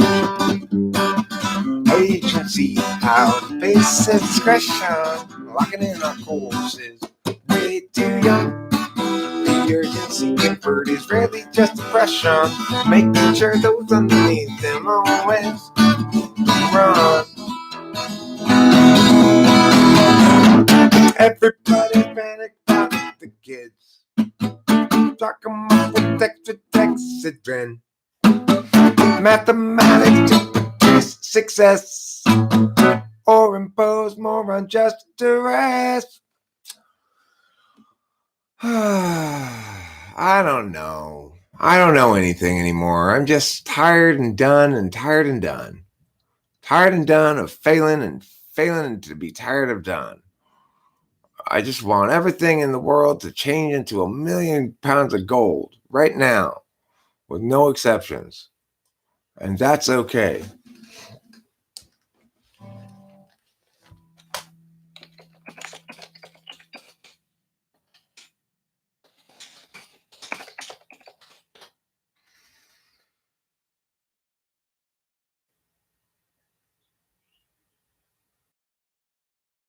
Who's this guy? Who's this guy? I don't, host Eric. What an asswipe. I hate that guy. He's so full of himself.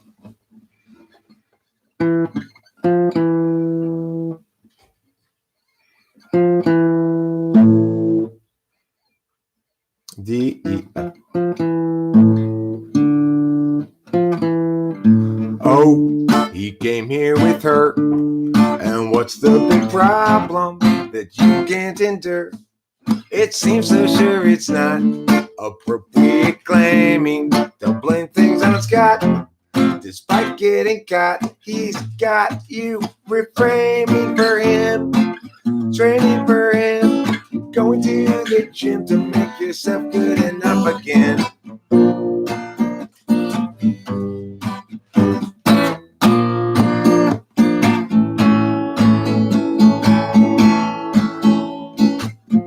Yeah, you guys both have lots invested.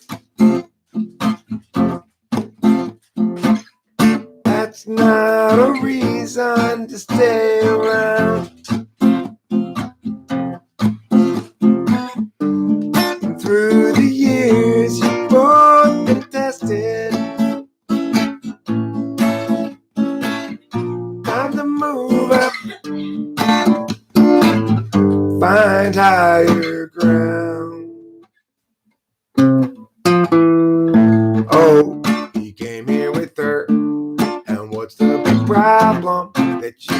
center. It seems so sure it's not appropriate blaming when things I've got, despite getting got. He's got you reframing for him, straining for him, going to the gym to make yourself good enough again.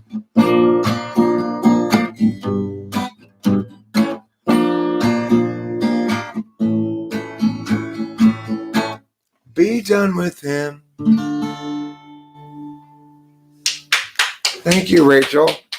Thank you. Thank you, my beloved darling. Sure, you can join me. Of course you can. But I was just basically thinking about ending the stream right now. Okay. Because we need to go get more. Marijuana? Yes. Rhymes with seed. Weed. Weed is correct.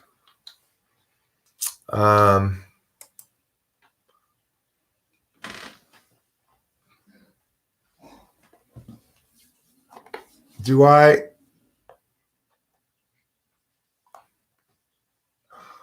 No, language isn't just a social construction. Language comprises half of reality, John Michael Cornett, in the sense that there's a representational reality or an abstract communicative reality, and then there's an experiential and non-communicative reality. Some things can be communicated well because they are things of communication, and some things can be communicated poorly because they are fundamentally things of experience. That which is communicable is that which is reducible to something universal. I like David. Did you answer that already? What did he say? David Grant, I'm wondering, are these types found within parent types only? In other words, is it possible ENFP plus times and ISTJ parent to produce INTJ, like particulars? Like, yeah, it's absolutely, as far as I have no idea why it is Yeah. that parents have whatever, but my parents are ESTJ, ISFJ. I'm an ENTP. my parents are ENFP, ESTJ. I'm INFJ. My sister's ESFJ, and my brother's ENFJ. I'm saying that the nature of language is to draw distinctions, John Michael Cornett. The nature of any symbolic representational modality is to make concrete distinctions, right? Now, that reality of concrete distinctions is, in fact, true, not cogent to certain kinds of things, and is cogent to other kinds of things. So it's true that one of the statement connectives in language, implicit in language, is disjunction. There's also conjunction. There's also condition, bicondition, negation. Those are implicit to language. It's true that KKSB. that symbolic language is symbolic language, but that's not saying much, That's my jutsu. Why do you think early humans didn't have languages, Ken and Krishna Purdue?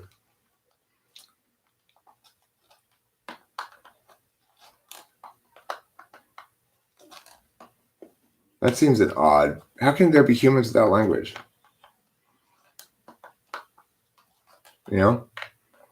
One assumes that this capacity for language and the having of language developed slowly over time, but that's not been established. No. not remotely has that been established. Why do you think that, Sky Gear? Why is it the case that early humans, who were still humans, did not express the exact capacity for language and immersion and within that hardwired tendency that we do? I'm surprised. Why too? Running Fox. One of your besties calls you by what name? Primitive form of language?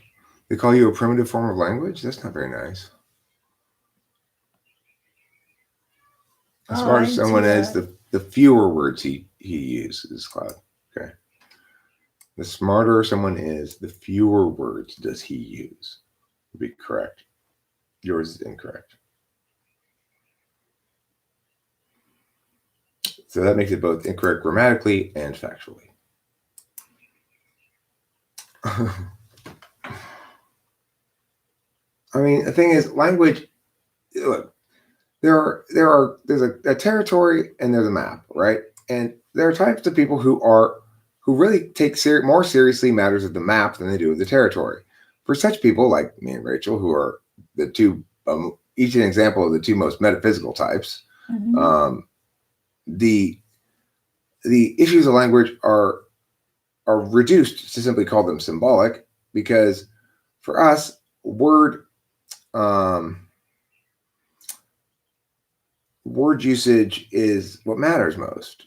So it's like for somebody like Cloud, who's TI polar, he's not going to like those distinctions, the black and whites, the binaries, the focus on the map. He's going to see it as inherently misguided, that the map is less real than the territory. But that's just being frame locked. You know, he's locked into his own, projecting his own experience onto others. Sure. So,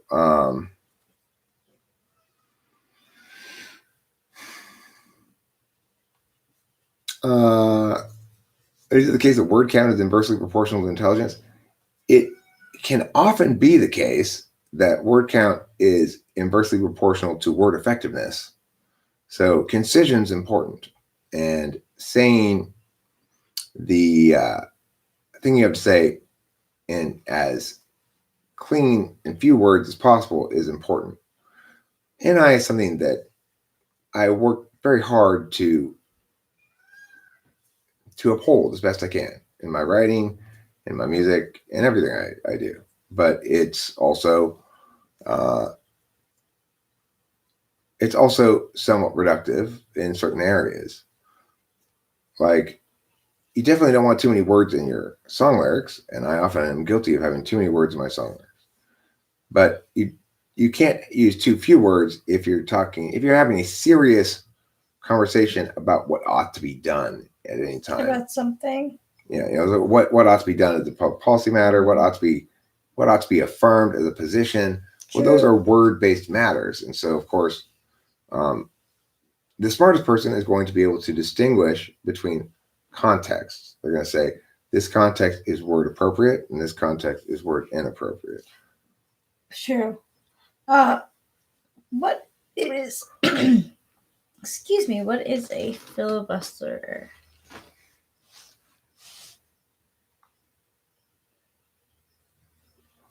What's a filibuster? A filibuster is talking until it's a way to kill a bill in the Senate, where you just continue. Once you get the floor, nobody can make you stop talking until you're done talking. So you can talk for days if you can stay there for that long. So is it the ultimate use of words to in fighting with words, and because we were talking about levels of how we need words in public policy in order to get things done. So is it the ultimate kind of usage of words? Well, I mean, public policy is where people make the mistake of applying their non-universalist metrics to universalist questions. True. So it's a big problem.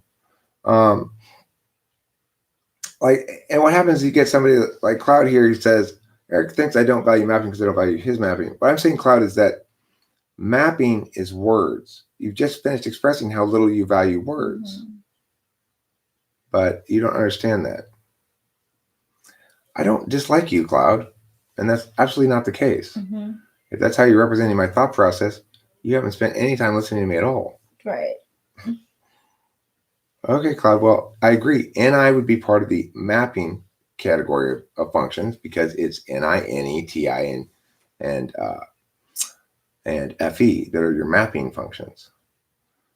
Okay, well that's the problem, Cloud. Is you haven't heard anything and parsed it with thinking functions, so you don't know what I mean or say at all. It's not within your wheelhouse, and that's okay. You don't need to know that, but don't pretend like you do. So concision is part of the mapping modalities that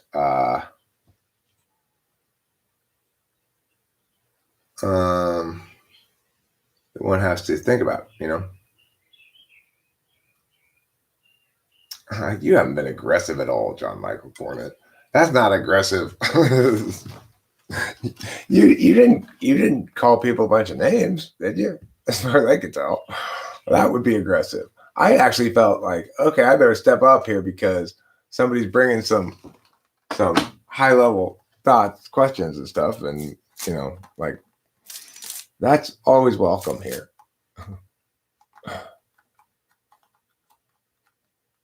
Oh, that's okay. I mean, you were adversarial. I would say the best word here is adversarial. You came in adversarial. No problem there. You know, but I stand corrected on the diction there. I would still say adversarial would be a better term. Aggressively, some people do come in aggressively adversarial. You didn't. You came in straight up adversarial, perhaps, but that's natural because I like to parse shit out adversarially. I like the idea that TI eliminates certain things completely and retains other things completely and doesn't get stuck in the mushy tenderness of feelings.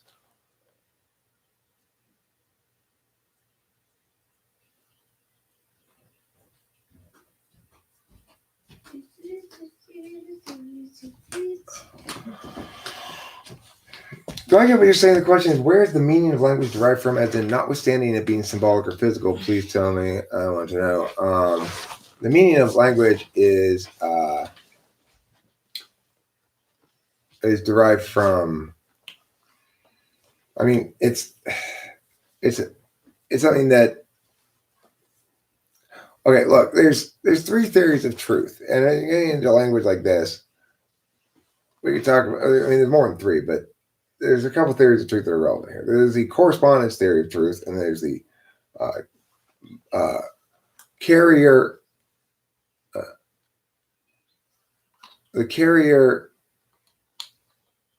theory, which says like basically the physical world. The reality is this, John Michael Cornett, how we evaluate truth depends on what kind of statement we're making. So if I'm making a descriptive statement about something in the physical world, that things in physical world are an example of data that is accessible by all parties, namely objective data. So if I make a concrete statement about something in the physical world that can be objectively checked by multiple parties, then that's the best way to establish the truth of the statement. But most statements are not of that sort, at least when the truth is being challenged of it. And so, you know, it really depends on there are four kinds of statements in English. There's descriptive, prescriptive, normative, and predictive. And how we understand truth or legitimacy of a statement depends on, in part, what kind of statement is being made. Normative statements, there's widespread disagreement about whether they're objective or not. Prescriptive statements, there's widespread agreement, are subjective. Descriptive statements, there's widespread agreement, are objective, at least about the physical world. And then there's an understanding that certain kinds of data are subjective and objective. But as a general rule, the issue of objectivity and subjectivity and data and so forth has not been parsed out. It's not understood as parsed out correctly, the way that I articulate it. So, I mean, what was required is a debate coach to come in and explain philosophy through the frame of argumentation, which is what I'm doing, because then you understand it as through a TE frame. It's like people say words because they make arguments. They make arguments because they want to affirm and negate given positions, and then they have an elocutionary frame as to why they want to do that. I wonder if that's why your dad likes war so much, or like war facts so much, because it really is. There's so many frames in war strategy. Also, a really good film about communication, Arrival. Remember with the dot, she's like talking to the people. Yeah, I know what you're talking about. Yeah. I'm going back to the war point though here that you were making. It's interesting because the other thing about war is it's the ultimate TE endeavor. Mm-hmm. It's the ultimate circumstance where you know, well, we lost 10,000 men, but we killed that army, so it's fine. Right. Actually, there's a scene in a war movie I just saw where the person saved thousands of lives, but they lost the battle. So the general who receives the message from the boy saying, "Stop, we're not going to be battle anymore," is like, sometimes you have to sacrifice, like, he's really like pissed. He's like, sometimes you have to sacrifice like the bigger things, for what is right to do. And I was just like, wow, some people do just like to fight, just to fight. It's fascinating. Regarding the question here about, wait, let me scroll up a bit here.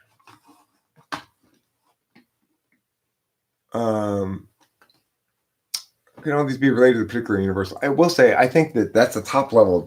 That's this top level dichotomy in reality is universal and particular. The other way of saying it is the top level dichotomy is territory map. Mm-hmm. The thing is, if we think of a prime directive as trying to close the gap between map and territory, in other words, trying to eliminate undesirable surprise, real surprise, then we do so by linking to the universal and the particular back and forth and back and forth, back and forth. Well, this is what I want. This is how that is normally gotten. Exactly. There's a lot of talking, a lot of notes and stuff being passed between people and discussions before going into battle. I mean, the thing to remember is we talk a lot about statements and arguments as though they existed in a vacuum, but they don't ever exist except in some application by an individual who has an illocutionary frame. So it's when we're talking about like what's truth? Well, truth is a statement we afford, a status we afford to statements. What is validity? Validity is a status we afford to grammar when it's used to justify conclusions. And what is soundness? Soundness is something that's both valid and true, but only validity is universal. So in other words, to be sound is to have something validate both on universal and particularist metrics.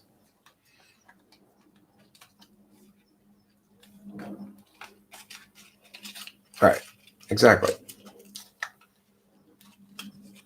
Whereas truth is not. Truth is not syntax and grammar dependent. So in other words, it can't be universally affirmed. There's no absolute right answer regarding whether a certain statement is true. But the other thing about truth is we can agree for the sake of argument that something is true, even if we both know it's not. We cannot agree for the sake of argument that something's valid, even if we both know it's not. Because, well, okay, well, let's pretend for the sake of argument that this is valid, even though it's not. Well, then we can stop talking. All logic falls apart, and there's no reason to even continue having a conversation. Validity is basically correct circular reasoning.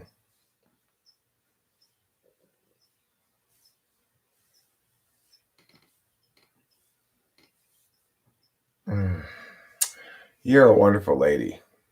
Thank you, baby. I need to text my clients my address. Can you text Jeff? I'll do it. All right, I gotta go. We got stuff to do, and yeah. Yeah, we gotta get some coffee creamer too. Oh, we're out of creamer? I think so. A correct circular reasoning means that if you're going to do a tautology, dog equals dog and not something else. A equals A and not A equals B. All right. Thank you later. See you soon. Thank you later and see you soon. Bye.